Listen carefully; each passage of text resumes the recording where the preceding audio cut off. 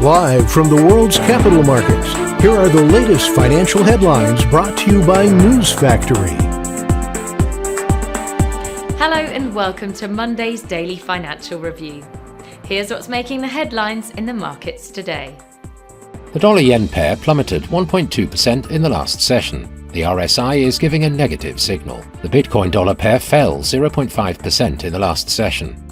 The ROC is giving a negative signal. The Aussie-dollar pair made a minor upwards correction in the last session, rising 0.1%. The ROC is giving a positive signal. The oil-dollar pair plummeted 2.3% in the last session. The ultimate oscillator is giving a negative signal.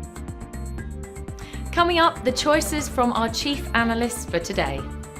TikTok's parent company, ByteDance, is valuing itself at about $300 billion after it recently approached investors about a share buyback program.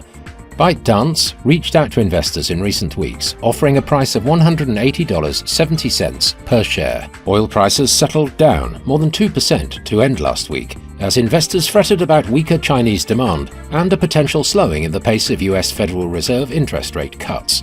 China's oil refiners in October processed 4.6% less crude than a year earlier. The US dollar was set for its biggest weekly gain in over a month, as markets reassessed expectations of future interest rate cuts, and with the view that President-elect Donald Trump's policies could be inflationary.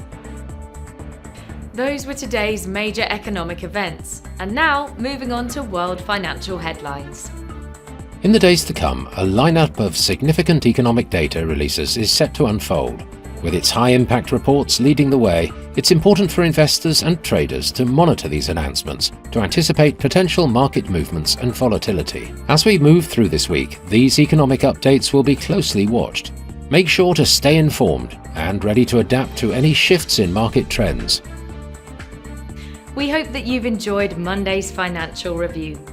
On behalf of all of us here, we wish you a productive trading day. Be sure to join us tomorrow morning for the latest news and events from the financial markets.